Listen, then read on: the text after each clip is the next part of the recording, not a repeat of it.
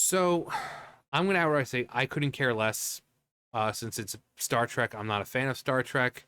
I talk about these things because I know a lot of you are fans, and people are just tired of companies making these projects and putting out movies or TV shows that have the name slapped on it but aren't very good. Usually because it's infested with their modern day bull crap. So I don't care either way. It could be the best show in the world or a movie in the world. It could be the worst movie in the world. I really don't care. But Star Trek is one of those. Star Trek, Star Wars, Lord of the Rings, Doctor Who. They're names that have been around for so long, and people are just tired of Hollywood messing with them. And they're not even meant to be entertaining anymore. They're meant to push messages like in your face because they think you're stupid and won't pick up on the subtle clues of what the story is about. So instead, it's got to be just forced down your throat because they think you're stupid. But Star Trek Star is terrified of how Section 31 will be received, admitting it's not the Trek people want. Now I've seen the trailer. Um, Super gazies. Um, a lot of focus on Michelle Yao, whatever the same woman who's like, oh my god, it's so hard being a woman in Hollywood, as she says, which she's in yet another big name project. The woman's been huge since the '90s, and she's like, oh, it's so hard being a woman in Hollywood. Um, but like I said, I don't care. I'm not a fan of Star Wars or Star Trek or anything like that. I talk about it because I know a lot of you are. I know a lot of you are fans of it. And just as it is for me with Doctor Who, I used to love Doctor Who. I can't stand it anymore. I haven't seen it since I think like Jodie Whittaker's first season as a doctor. The second one I watched like the first episode of it maybe, but I haven't watched it since Jodie Whittaker. And then I was only doing it as a way of like, oh yeah, well, I said I would, you know, giving the first female doctor a chance. But I really haven't been into the show since like Peter Capaldi, so I don't care anymore about Doctor Who. I just don't. So I still like it. I just don't care about it anymore until they make it back, take it back to what it was, entertaining. But so Star Trek, Star Wars, stuff like that, I'm not. I'm just doing this as like a for people who are fans. Because I know a lot of you are just frustrated and tired of people taking your IPs and things that you love and just forcing their modern day bull crap into it. Anyway, early signs point to big trouble for Paramount Plus's streaming movie, Section 31, as actor Robert Kaczynski says he's terrified of fans and it may not feel like Star Trek. Alex Kurtzman, who has turned Star Trek into something completely unrecognizable from what it previous was, from its previous form, with Star Trek Discovery, Lower Decks, Picard. Yeah, people did not like Picard. They took this once great character, Jean-Luc Picard, and they emasculated the guy. He's constantly being told what to do by women and being put in his place, and they're like, "This is not This is not Picard. That's what. Look how they massacred my boy." Um, so people are just again great characters and stuff like that, and they're just being changed to be more feminine or just have women around them emasculating them all the time, putting them in their place. Well, where would you men be without us? So just like Star Wars, no, can't have Star Wars out without the strong powerful woman putting men in their place. Fans don't see any optimistic future of human exceptionalism seeking out new life and new civilizations. Space, the final frontier. These shows explore strange new genders more than any than they explore strange new they the shows explore strange new genders more than they explore strange new worlds, which I wouldn't be surprised. As a result, ratings for Discovery proved to be very low, resulting in its cancellation after a fifth season, even though they had planned to go 7. Despite this, the powers that be at Star Trek are talking Michelle Yao Mirror's universe character from Discovery and giving her a film within Section 31. Oh boy. The trailer promised her dark, gritty Star Trek, which we've seen before and fans have rejected. Most fans don't want to see Section 31 explored outside of Deep Space Nine, and its presentation failed to resonate with viewers. The Paramount Plus official trailer has 2.2 million views, but only 3.5 thousand likes as of this writing, with a whopping 16,000 dislikes. That's hilarious. And people can just reduce, oh, it's just review bombing, it's just haters. Maybe people are just tired of it. Maybe people are just, is that even a possibility? Does that seem, is that possibly something that's would be logical? Maybe people are just tired of it. No, it's always got to be, oh, it's the haters. It's the haters. It's the fat incels. It's no, maybe people of all ages, of all, both genders, all, whatever. Maybe people are just tired of it. People are tired of having their hobbies, their fandoms invaded, and having this crap put out. Could that be a reason? Is that even a possibility? No. Let's just, it's haters. It's always haters. Let's not take any responsibility. Let's not put any responsibility on the corporations and the studios that keep producing this crap. No. It's the haters. It's always the haters. And they're always straight white men, because apparently women and black people don't exist in fandoms. It's always the far right, because no one on the left would possibly disagree with any of this.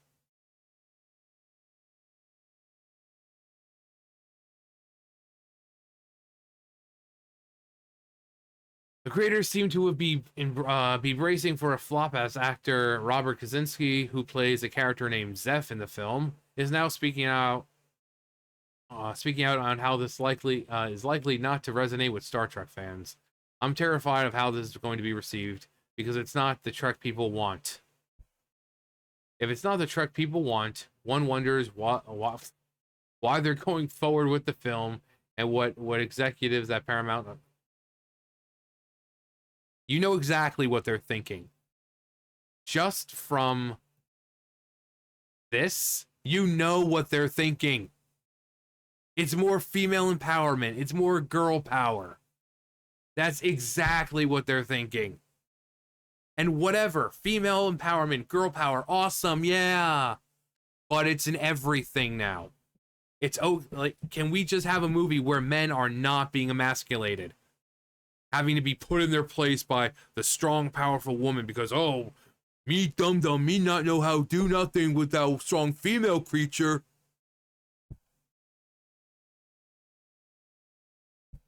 Maybe that's what they're thinking, pushing a message, again, like they've been doing for the past several years. Whether it be Star Wars, Star Trek, Doctor Who, Lord of the Rings, Tomb Raider, Indiana Jones, you name it, it's got the modern bullcrap shoved into it. That's why they're making it. Kaczynski indeed has outlined exactly what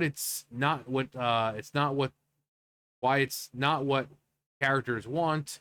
Speaking at New York Comic Con this year about his Zeph character, I play Zeph in Section 31, and I'm entirely unfit for Starfleet. But I don't really make up my own mind. I just do whatever he tells me to. Whether it's good, bad, great, ugly, nice, it doesn't matter. I'll smash whatever he points me at. I'll break whatever he points me at. Like a good boy. Shut up, Wesley. Yeah, like this. This was Picard. Strong, confident, great leader. But then in Picard, they're like, I'm gonna sit here and be told what to do by women. So, didn't they try to do that with William Shatner? I think they brought up. Hang on, let me think. Didn't they have like a reference to Kirk or something like that with Shatner, and people were saying that that's not who Shatner, like Captain Kirk, is. It's like James is not like that. He doesn't get emasculated like that. I can't remember. This was several years ago, but I think it was right around the time that with Picard as well, because they're like, this isn't Picard. Being put in his place by women constantly. This isn't Picard. The far cry from anything one might recognize as Starfleet or Star Trek. Gene Roddenberry would be horrified at seeing lead characters in a Star Trek show with traits like the above. And Star Trek already clearly feels similarly.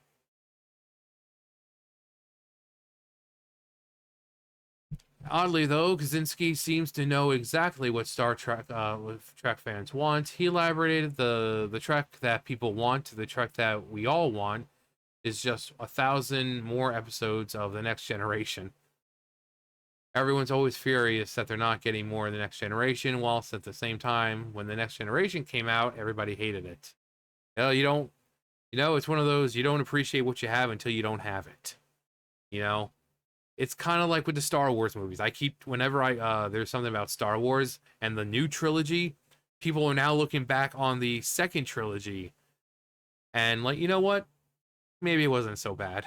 Maybe, yeah, Hayden Christensen, some of those lines were kind of bad, but it did give us a good story about, a character that we were all interested in the form of, Hayden Christensen's portrayal of Anakin. We see him as Vader in the first trilogy, and this second trilogy kind of shows the lead up to him becoming Vader, and it was good for what it was. So people are looking back and like, maybe it wasn't so bad. Despite all the Jar Jar Binkses and sand, gets coarse and it gets everywhere.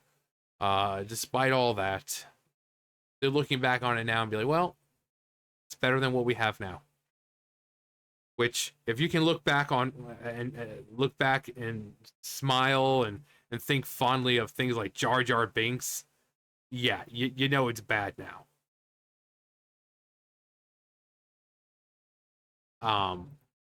While he is right about the style of the show that people want out of Star Trek, he's incorrect in his assertion about The Next Generation. The show was so successful that immediately greenlit another spin-off, Deep Space Nine.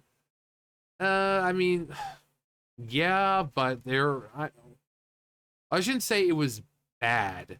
There was just people were just torn about it, I guess.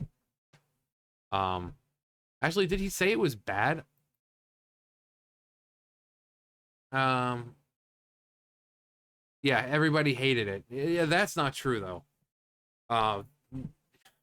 It wasn't hated.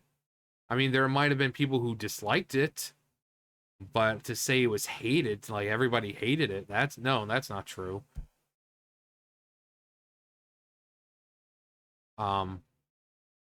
Deep Space Nine, while the show was on the air, they also took the series to feature films, and Paramount considered to the show a cash cow at the time. As even with only advertising revenue, The Next Generation was bringing in $50 million a year from TV spots. Yeah, so I think saying it was hated, it wasn't as liked as say the original, but people definitely, I mean, I think every time something comes out, you're gonna have people who hate it. Was like, oh well, it's not Captain Kirk, and it's not this, and it's not that, and so but to say it was hated, I remember watching it. It was pretty good. I mean, it usually was on during the day, and whatever channel it was on at the time. It was fun. I mean, it's Patrick Stewart. Everyone loves Patrick Stewart. So, but yeah, it definitely wasn't hated. So I think a bit of harsh word there, hated. Kind of like the Star Wars with the second trilogy. I don't think it was hated. There were certainly parts of it that people just didn't like, but I don't think it was hated. But it definitely wasn't looked at in the light of like the first trilogy. But now that with the new trilogy out, it's like, oh yeah, the second trilogy was actually really good. I actually liked it a lot, and I'd rather watch it than anything else that's coming out now. Um, Instead of replicating what was successful and doing honor to Star Trek with a show with similar themes, Alex Kurtzman has taken it in the direction of a generic dark sci-fi which turned off fans. Kaczynski said, "So this is going to come along, and it's not going to feel like any Star Trek that they've ever seen. My fear is that it might not feel like Trek at all. For you who tell me that it still feels like Trek, whilst being completely different flavor of Trek, that encourages me. In 10 years' time, we'll look back and we'll love every single one of these Treks." Mm. Despite his optimism for the future, it doesn't appear to be the case, as IMDb reviews for Discovery are negative about the show, and fans universally condemn Picard's first two seasons, while enjoying the third, which actually brought back some of the feel of the Next Generation, even if imperfectly. Insider told Phantom Pulse that in a recent screening for Section 31, it made the person who saw it physically ill. It was so bad. And he elaborated that it was campy and stupid, and the screener couldn't sit through 10 minutes of the film. All of all of this points to Section 31 bombing for Paramount Plus, which leads fans to wonder how much longer Alex Kurtzman's visions of Star Trek forever. It's like Kathleen Kennedy. This person can drive it into the ground, and they're still going to keep doing it. They're still going to keep doing it. If they know fans hate it, then and they expect more flops. Why? Because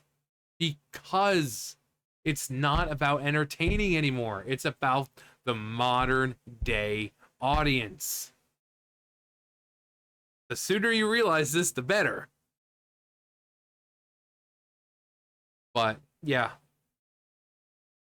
again, I don't care. I don't care either way because I don't watch Star Trek. I'm not a fan of Star Trek, but I know a lot of you are. Um, so is this something that's up your alley, a dark and gritty Star Trek, or is it you want something more akin to Star Trek? Let me know.